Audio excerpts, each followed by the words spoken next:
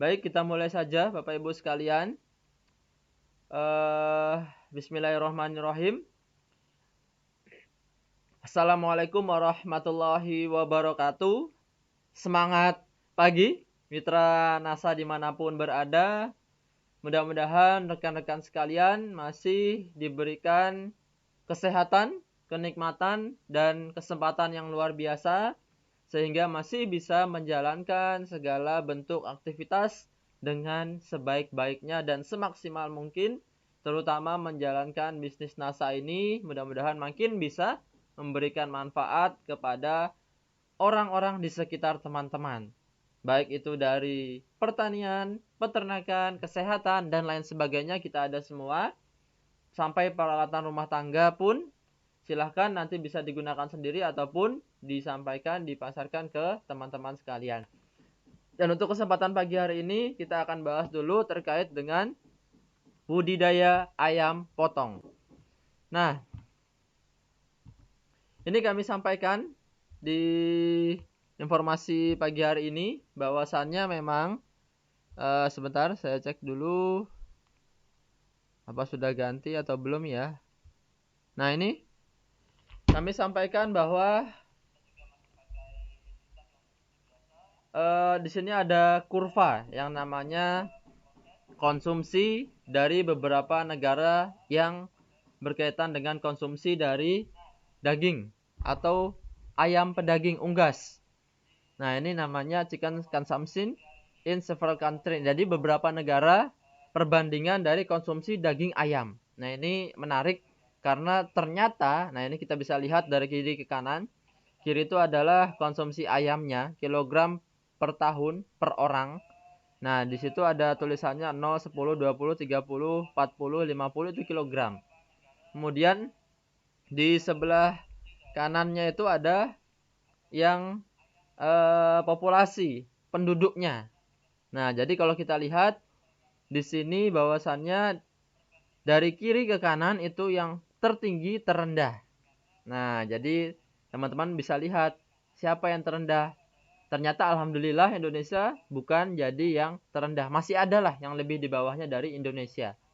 Nah, jadi ini ya, dari peringkat tersebut, ini kurang lebih Indonesia adalah setelah Vietnam. Jadi yang paling tinggi adalah Brunei. Walaupun jumlah penduduknya sangat kecil, nah itu sedikit. Malaysia penduduknya kecil, ternyata konsumsi daging ayamnya tinggi. Nah, ini mungkin yang lebih jelas. Ini berikan gambar yang selanjutnya. Nah, ini masih ada yang di bawahnya. Jadi Malaysia, Singapura, dari yang tertinggi ya, Malaysia, Singapura, Thailand, Filipina, Indonesia, ini di ASEAN. Di Asia Tenggara, ASEAN. Nah, jadi kurang lebih konsumsi kita itu walaupun rendah, ternyata masih ada yang rendah. Nah, tetapi tidak seharusnya kita berbangga diri karena yang lebih tinggi juga lebih banyak. Nah, dan seharusnya itu yang terus kita tingkatkan konsumsinya. Nah, karena kalau kita lihat Filipina, negara-negara kecil, penduduknya sedikit, ternyata konsumsinya tinggi. Nah, jadi kalau kita tahu bahwasannya memang sudah banyak sekali sekarang yang berproduksi, yang mengusahakan, yang beternak, tetapi ternyata masih terus mengalami kekurangan. Terus seharusnya masih bisa kita tingkatkan. 4,5 kg per kapita per tahun. Nah, itu artinya kita satu orang rata-rata rata-rata kan seluruh Indonesia dari jumlah penduduk 4,5 kg daging ayam yang kita makan itu per tahunnya. Jadi satu orang makan 4,5 kilo per tahun. Nah, jadi selama 12 bulan itu kita makannya totalnya cuma 4,5 kilo. Nah, jadi itu masih sangat sedikit berbeda dengan negara-negara lainnya. Ini belum kami tampilkan juga negara-negara Eropa sana. Karena memang konsumsi protein hewaninya jauh lebih tinggi. Nah, karena rata-rata dari perkembangan, rata-rata dari negara-negara maju itu yang diupayakan, yang menjadi bahan pokoknya adalah yang kualitasnya terbaik. Nah, jadi ini merupakan salah satu tantangan juga bagi teman-teman, bagi kita semuanya bahwa ternyata konsumsi kita itu masih sangat rendah. Nah, jadi bukan berarti kita tidak mampu, tetapi apa yang membuat hal tersebut ternyata masih masih bisa kita tingkatkan. Nah, ini merupakan tips salah satu maupun penyampaian kita di awal pengantar dari pertemuan pada pagi hari ini. Nah, jadi saya akan menyampaikan yang berkaitan dengan pengantar atau awalan dari ayam pedaging atau ayam broiler yang teman-teman kenal biasanya dengan ayam broiler. Nah, ini rahasia sukses ternak ayam potong, ayam broiler. Nah, ini saya berikan ilustrasi gambar juga, bahwasanya memang yang paling penting dari kita mengusahakan peternakan ayam itu adalah mempunyai rasa cinta dan kasih sayang. Nah, jadi ternyata bukan cuma terhadap pasangan, bukan hanya terhadap anak, tetapi kita harus juga memiliki rasa cinta dan kasih sayang terhadap hewan ternak kita, khususnya ayam. Nah, mengapa demikian? Karena memang ini ilmiahnya itu dari ayam potong itu merupakan hasil yang terakhir atau biasa kita bilang finisher, hasil akhir atau finisher. Jadi bukan hasil yang utama, bukan yang kuat, tetapi adalah yang lemah, yang betul-betul finish, yang terakhir, udah siap untuk dikonsumsi. Nah, sebagai gambaran bahwa yang ada beredar sekarang di pasaran, ayam potong, ayam pedaging yang dalam waktu singkat dapat dipanen tersebut itu merupakan hasil dari persilangan yang sudah dilakukan berkali-kali sehingga mendapatkan hasil yang sudah finish tersebut. Dari mana? Nah, kalau kita runut ada yang namanya pure line atau orang tuanya. Pure line ini yang pertama kali yang memiliki genetik yang sangat bagus, yang besar, yang kuat. Nah, di Indonesia belum ada, itu masih ada di luar negeri. Kemudian dari pure line, dari induknya tadi, dia punya anak yang namanya grandparent stock. Nah, jadi anaknya yang unggul tadi ternyata punya yang namanya anak lagi yang namanya grandparent stock. Nah, kemudian dari grandparent stock itu punya anak lagi sehingga ini menjadi cucunya dari pure line tadi. Nah, namanya adalah parent stock. Nah, jadi dari urutannya ada pure yang murni, ada yang anaknya namanya grandparent stock, anaknya lagi ada yang namanya parent stock. Kemudian ada lagi anak yang terakhir. Nah, jadi anaknya parent stock itu adalah final stock. Nah, jadi yang sudah final. Betul-betul final. Jadi sudah disiapkan hanya untuk menghasilkan daging. Hanya untuk tujuannya dipotong. Nah, jadi mengapa namanya final? Karena dia sudah tidak bisa lagi berkembang biak. Nah, Bapak Ibu bisa coba mengawinkan berkali-kali pun tidak bisa jadi. Tidak bisa dikawinkan, tidak bisa punya anak lagi. Nah, itulah yang namanya final stock. Sehingga dia ayam yang sebetulnya sangat lemah dan khususkan hanya untuk pembentukan daging dan siap untuk dipotong nantinya. Jadi urutannya adalah pure line, grandparent stock, kemudian ada parent stock dan ada final stock. Jadi ini adalah cicitnya dari ayam yang murni tadi. Nah, jadi hasil dari beberapa kali keturunan persilangan untuk menghasilkan hasil yang terbaik. Nah, mengapa demikian? Nah, ini saya berikan gambaran hasil dari beberapa yang sudah dilakukan di seluruh dunia sehingga menghasilkan ayam yang terbaik. Nah, ini kita dulu mengenal, nah ini tahun 1950, mengenal bahwa yang namanya ayam itu dipanen kurang lebih sekitar 3 bulan. Nah, itu paling cepat.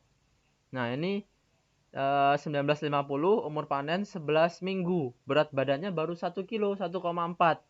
Nah, jadi terus seiring berjalannya waktu, ada yang namanya penelitian, ada yang namanya pemuliaan, perbaikan genetik, sehingga sampai dengan tahun 1990 itu sudah mengalami peningkatan waktu panen yang lebih cepat. Nah, di usia ke-7 minggu, umur 7 minggu, ternyata berat badan atau bobot badan sudah sampai di bobot yang lumayan besar, yaitu 2 kilogram. Nah, itu tahun 90 sudah menghasilkan 2 bulan, yaitu ya berarti ya 2 bulan sudah menghasilkan bobot badan yang 2 kilo. Itu luar biasa. Di awal-awal dulu sangat luar biasa sehingga kita juga sempat ada yang surplus. Nah, jadi sangat luar biasa sehingga terus mengalami yang namanya peningkatan genetiknya, pemuliaan. Terus sampai dengan tahun 2004, 2012 sampai yang terakhir ini 2015 ternyata dengan umur yang kurang lebih hanya 5 minggu atau 35 hari, bobot badan ayam sudah bisa kita capai sampai dengan bobot 2,19 kg. Nah, ini belum pakai NASA, ini masih umum di lapangan. Nah, nanti belum lagi pakai NASA. Nanti teman-teman yang merasakan sendiri manfaatnya. Nah, ternyata bukan hanya umur panen dan berat badan, tetapi juga ada yang namanya konversi pakan, efisiensi pakan atau FCR-nya. Nah, ini yang berkaitan dengan hemat atau tidaknya kita dalam menggunakan pakan ternak. Nah, FCR tersebut kalau kita lihat tahun 1950 ada yang angkanya adalah 3. Nah, angka 3 tersebut itu adalah dari 3 kilogram pakan yang kita berikan ke ayam kita ternyata bisa menjadi daging 1 kilogram. Nah, jadi ada sekitar 2 kilo yang terbuang dari dalam tubuh ayam. Nah, jadi ini sangat tidak efisien karena banyak yang dibuang. Tidak hemat karena mengurangi 2 kilogram. Sampai dengan tahun 90 tadi, kita bisa terus hemat 1 kilogram, FCR-nya 2. Artinya 2 kilogram dapat menjadi 1 kilogram berat badan. Nah, jadi sudah hemat 1 kilogram. Ini sangat luar biasa. Artinya 2 kilogram pakan tadi sudah bisa menaikkan 1 kilogram bobot berat badan ayam. Nah, ternyata di tahun 2015 itu lebih hemat lagi. Nah, ini FCR konversi pakannya ini 1,5. Nah, sehingga kita mampu menghemat lagi setengah kilogram. 1,5 FCR 1,53 artinya adalah 1,53 kilogram pakan yang kita berikan bisa menjadi daging kurang lebih 1 kilogram daging. Nah, jadi semakin kesini semakin teknologi semakin maju, teknologi makin banyak dimanfaatkan sehingga terus mengalami pembaruan peningkatan teknologi baik itu di ayam potong manapun. Nah, kemudian di angka kematian juga mampu ditekan. Yang tadinya kematian tinggi 8%, ternyata sekarang mampu hingga sampai 4%. Sehingga di lapangan itu angka kematian umumnya dalam kisaran 3-5%. Jadi range. Jadi 3-5%. Jadi sekarang 4%. Nah, jadi ada peningkatan-peningkatan seperti itu. Nah, tetapi memang kembali lagi ke yang tadi, antara cinta dan kasih sayang tadi. Nah, kendalanya adalah kalau kita tidak punya rasa cinta terhadap ayam kita tadi, kita hanya melepas mengumbar di luaran sana, otomatis ayam kita tidak bisa bersaing dengan hewan ternak lainnya. Dia sangat lemah. Bahkan ibaratnya kalau kita lepas dia nabrak tembok aja mati. Nah, jadi ini sangat berbahaya. Apalagi ditabrak sama kendaraan, tabrak motor, tabrak mobil, kelindes. Nah, itu pasti sudah mati. Bahkan keinjak manusia pun seringkali sakit, sudah ada yang patah. Nah, sehingga inilah yang harusnya kita kendalikan, kita jaga. Nah, kemudian karena tadi juga hasil akhir, maka dia fokus untuk berkembang biak saja. Fokus untuk bertumbuh. Nah, kemudian masuk ke laju metabolisme itu artinya pencernaannya. Nah, jadi kalau hanya fokus untuk tumbuh, sehingga dia harus terus diberi makan. Nah, untuk target yang lumayan tinggi seperti tadi, dagingnya terbentuk dari mana? Yaitu tidak lain tidak bukan dari pakan yang ada. Makanan yang diproses oleh unggas, oleh ayam itu lebih cepat, jauh lebih cepat dari manusia. Yaitu diproses kurang lebih 3-4 jam saja di dalam tubuh ayam. Nah, jadi kalau kita beri pakan di jam 7, kemudian jam 11 itu rata-rata ayam sudah mengeluarkan kotorannya atau ekskreta. Kalau istilah kotoran ayam adalah ekskreta. Kenapa ekskreta? Karena sudah mencampur antara padatan dengan cairan. Nah, itu sebutannya ekskreta. Jadi tidak ada lubang yang terpisah. Beda dengan manusia, ada yang padat, ada yang cair. Beda dengan sapi, dia juga ada yang pipisnya sendiri, fesesnya pun sendiri. Nah, kalau ayam itu jadi satu, sehingga kita sebut sebagai ekskreta, campuran dari antara air dan padatan. Nah, itu hanya diproses kurang lebih 3-4 jam. Sehingga perlu makan lagi. Nah, jadi ini yang perlu kita jaga dan terus diperhatikan. Nah, kalau sapi ataupun kalau manusia itu rata-rata memang kurang lebih sekitar 6-8 jam. 6-8 jam itu yang biasa disebut dengan laju metabolismenya. Sehingga kalau kita sarapan di jam 7, kemudian baru kerasa di jam 11, di jam 12, nah itu wajar. Karena lajunya atau di dalam tubuhnya itu masih proses penghancuran pakan. Nah, sehingga kalau setiap 6 jam, 7 jam sekali, itu dilakukan atau diisi lagi dengan makanan. Nah, yang disebut dengan laju metabolisme tadi. Nah, kalau kita makan sore, jam 6 atau jam 8 malam, kemudian kan sisanya kosong, nanti kita istirahat. Makanya kalau orang Inggris sana, itu disebut dengan breakfast. Nah, break itu artinya ya berhenti sejenak. Kalau fasting kan biasanya buka puasa, breakfast. Nah, artinya itu kembali mengkonsumsi makanan, breakfast. Nah, jadi breakfasting buka puasa. Nah, sehingga kata-kata itu merupakan dari mengisi makanan yang sudah kosong tadi. Nah, itu berbeda dengan unggas, dengan ayam. Nah, sehingga kita perlu yang namanya pemberian pakan. Nah, jadi kalau kita tidak cinta, tidak sayang, ya percuma. Nanti kita biarkan saja, tidak kita perhatikan, tentu ayam tersebut lajunya akan lambat, perutnya banyak yang kosong, dan sehingga dia produksinya akan tetap sama saja. Kemudian selanjutnya, ayam juga mempunyai sifat yang berbeda dengan ternak lainnya. Suhu tubuh tinggi, kisaran 41 derajat Celcius. Nah, sekarang kalau kita ukur suhu tubuhnya, kalau sekarang masih banyak yang menggunakan termogan itu, otomatis kalau ayam diukur itu tidak bisa masuk mana-mana. Nah, karena suhunya di atas dari suhu rata-rata manusia. Nah, jadi 41 derajat Celcius. Kalau kita berapa? Nah, kurang lebih ya sekitar 35, 36, 37 dan masuk lumayan, 38 apalagi. Nah, ini berbeda. Sehingga perlu yang namanya penanganan khusus untuk suhu tubuh yang tinggi tersebut. Kemudian kalau ibaratnya ayam itu adalah mesin, nah ini kalau ibarat mesin berarti putarannya cepat.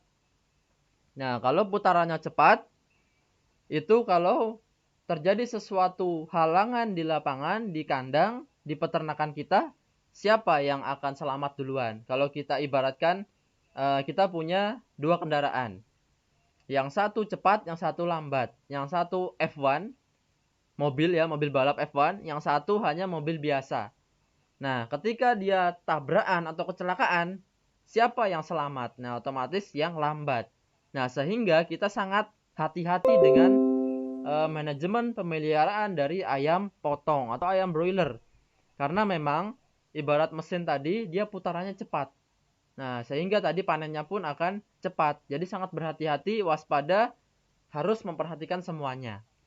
Nah, kemudian selanjutnya dapat kita ibaratkan juga mengapa harus atau wajib dengan yang namanya mempunyai cinta dalam budidaya ayam broiler tadi.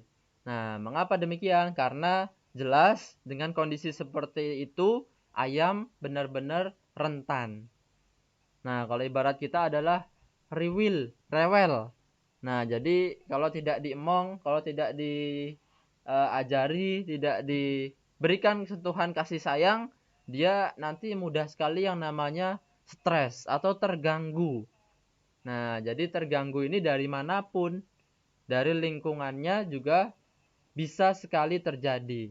Nah, sehingga kunci lainnya dalam budidaya ayam adalah ayam ini menghendaki lingkungan yang tetap konstan, tetap sama. Nah, jadi ayam ini tidak mau berubah-ubah dari suhunya, kemudian dari pakannya, waktu pakannya, dan lain sebagainya itu menghendaki lingkungan yang stabil. Tidak kemudian naik turun membuat kondisi tubuhnya itu stres. Nah, itu adalah eh, salah satu mengapa ayam butuh yang namanya cinta dan kasih sayang. Nah, karena memang ayam ini sangat rentan dan mudah sekali rewel sehingga mudah stres. Ketika stres apa? Begitu gangguan. Nah, ini protesnya ayam itu dalam bentuk penurunan produksi. Nah, nanti kita bisa lihat apakah ada ayam tidak mau makan. Kemudian apakah ada yang bobotnya tidak seragam? Apakah ada yang bahkan mati? Atau ada juga yang tidak mau minum atau hanya dia berpisah dari gerombolannya. Nah, ini dalam bentuk protes terhadap si pengendalinya. Nah, jadi mudah sekali yang namanya stres, baik itu tadi dari lingkungan, dari pakan, dari suara pun bisa. Suara kalau kita punya kandang di pinggir jalan, suara itu bisa juga membuat stres. Sehingga sebaiknya memang yang kita ketahui juga bahwasannya yang namanya perkandangan itu ada zona tertentu. Sebaiknya memang jauh dari pemukiman, jauh dari pinggir jalan. Kecuali kita sudah menggunakan teknologi yang bisa mengurangi stres dari ayam tadi. Nah, begitupun dari pakan. Nah, sebaiknya kita hanya gunakan juga satu bahan pakan, tidak nanti ganti-ganti. Pagi ini jagung, sore ini bungkil kedelai, atau pagi ini sate, siangnya gudeg, atau malamnya bakso, pecel. Nah, itu nanti stres. Bukan berarti orangnya mengira butuh variasi, tetapi yang namanya ayam itu membutuhkan pakan yang sama.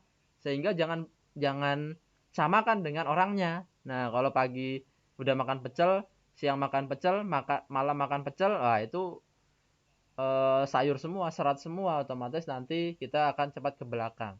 Nah, itu jangan bandingkan dengan manusia, tetapi kalau di peternakan ayam, dia sudah punya formulasi pakan yang tepat, sehingga pemberiannya dari pagi, siang, sore, atau bahkan malam, itu kita berikan pakan yang sama.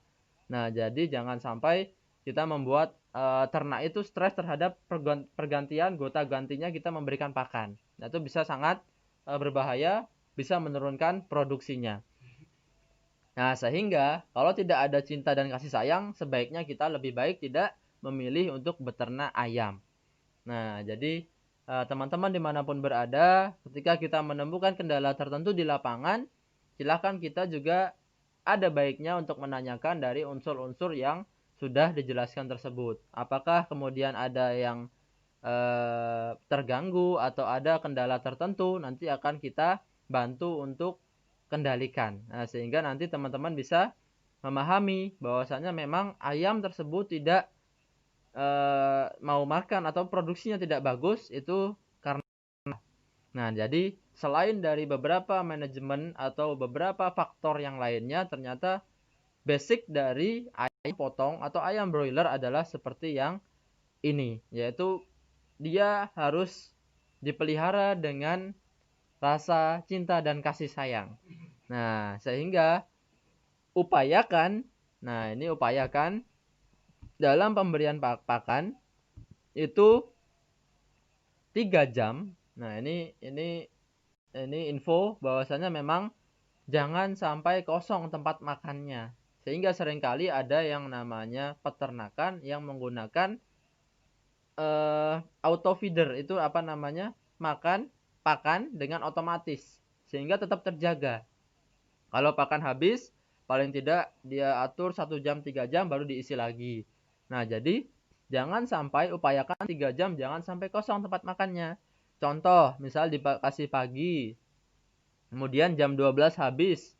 Nah, kalau memang sebaiknya habis, itu langsung diberi pakan. Tapi kalau tidak, kita kasih rentan waktu, range waktu, itu jangan sampai 3 jam.